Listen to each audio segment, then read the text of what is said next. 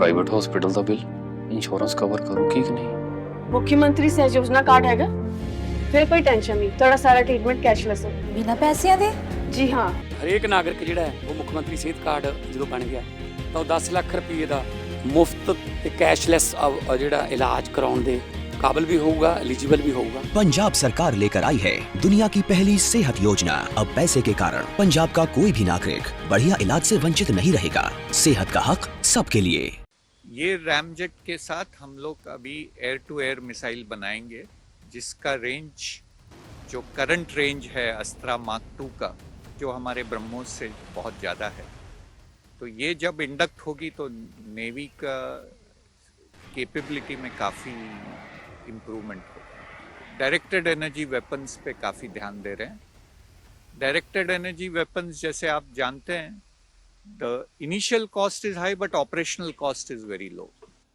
Operation Sindoor के दौरान DRDO की बनाई हुई ब्रह्मोस आकाश मिसाइल सिस्टम जैसी कई मिसाइलों ने महत्वपूर्ण भूमिका निभाई। आने वाले दिनों में डीआरडीओ कैसे तीनों सेनाओं की मिसाइल मारक क्षमता को बढ़ाने का काम कर रहा है, इस पर हम बात करने के लिए हमारे साथ डीआरडीओ के chairman doctor Sameer V Kamat हैं। सर, आपसे जानना चाहूंगा, 2 दिन पहले आपने एक बहुत महत्वपूर्ण टेस्ट किया सॉलिड फ्यूल डक्टेड रैमजेट का। कितनी बड़ी सफलता है, क्योंकि ऐसा कहा जा रहा है कि भारत कुछ चुनिंदा देशों की श्रेणी में आ गया इस टेस्ट के बाद। तो ये बहुत इम्पोर्टेंट टेक्नोलॉजी है। हमने जो टेस्ट की वो एक टेक्नोलॉजी डेमोन्स्ट्रेशन टेस्ट थी। ये रैमजेट के साथ हम लोग अभी एयर टू एयर मिसाइल बनाएंगे, जिसका रेंज जो करंट रेंज है अस्त्रा मार्क 2 का, उससे बहुत ज़्यादा होगा। सर, इस बार रिपब्लिक डे परेड के दौरान आपने एक महत्वपूर्ण मिसाइल का प्रदर्शन किया, long range anti ship missile. वो कितनी महत्वपूर्ण है खासतौर से आने वाले दिनों में नौसेना के लिए? क्योंकि ये एक हाइपरसोनिक मिसाइल है और इसकी रेंज भी ऐसी है जो हमारे ब्रह्मोस से बहुत ज़्यादा है। तो ये जब इंडक्ट होगी तो नेवी का कैपेबिलिटी में काफ़ी इम्प्रूवमेंट होगा।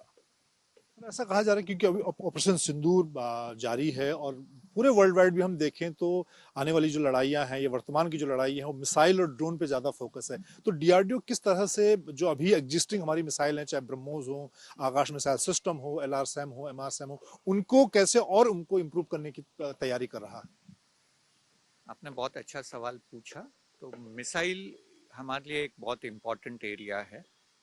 हमारा फोकस अब तो हाइपरसोनिक मिसाइल्स की तरफ है। हम लोग hypersonic glide missiles, hypersonic cruise missiles पे काम कर रहे हैं। फिर हम लोग longer range surface to air missiles systems पे भी काम कर रहे हैं। जैसे आपने आकाश एमआरसैम कहा, हमारा अभी फोकस है कि इन मिसाइलों की रेंज बढ़ाई जाए। फिर हम लोग काम कर रहे हैं एंटी टैंक मिसाइल्स पे, जिसकी भी रेंज बढ़ाने की कोशिश कर रहे हैं और उनको छोटा बनाने की और लाइटर बनाने की कोशिश चल रही है। फिर हम लोग एंटी शिप मिसाइल्स पे भी फोकस है और LRASHM उस मिसाइल्स का एक एग्जाम्पल है। तो मिसाइल टेक्नोलॉजी में हमारा फोकस रहेगा। इन एडिशन टू मिसाइल हम लोग अभी डायरेक्टेड एनर्जी वेपन्स पे काफ़ी ध्यान दे रहे हैं।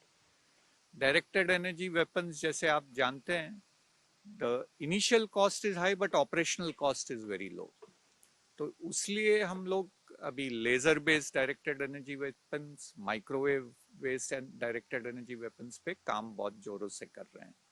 फिर आपने कहा ड्रोन्स की कैपेबिलिटी अब इंडस्ट्री में काफ़ी अच्छी है।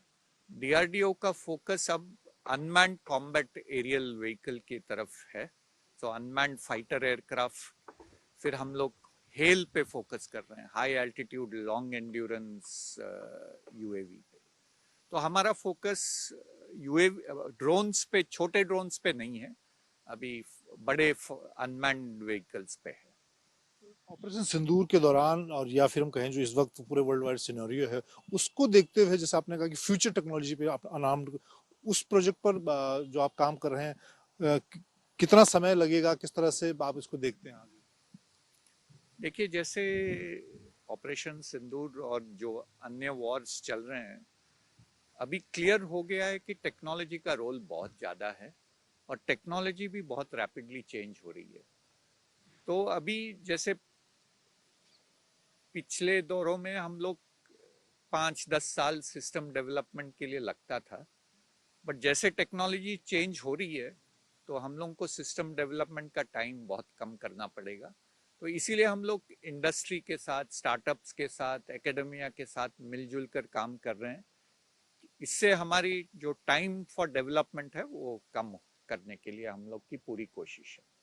एक सवाल सर, ब्रह्मोस को लेकर, उसको लेकर सबसे ज्यादा चर्चा है, उसकी मारक क्षमता, उसकी रेंज बढ़ाने को लेकर किस तरह का योजना है डीआरडीओ की ब्रह्मोस की? तो इस पे हम लोग रशिया के साथ मिलकर रेंज बढ़ाने की कोशिश जारी है। हम लोग 2 वर्जन्स पे काम कर रहे हैं, ब्रह्मोस विद एनहांस रेंज और एक ब्रह्मोस एनजी है जो कोई भी एयरक्राफ्ट पे लग सकता है। वो छोटा कम वेट वाला ब्रह्मोस होगा, उसका रेंज थोड़ा कम होगा बट वो एयर लॉन्च्ड होगा। तो दोनों तरफ हम लोग कोशिश कर रहे हैं।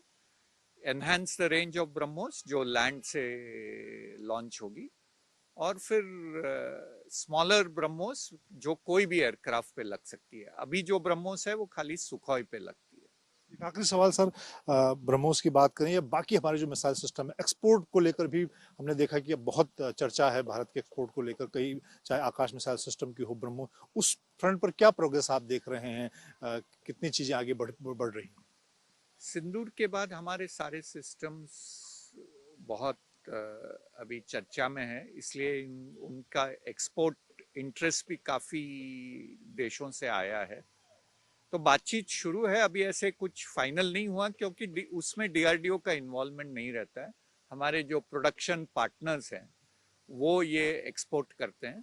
खाली ब्रह्मोस, क्योंकि ये डीआरडीओ की कंपनी है, तो ब्रह्मोस के बारे में आप जल्दी देखेंगे कि 2-3 और एक्सपोर्ट ऑर्डर्स का अनाउंसमेंट हो जाएगा।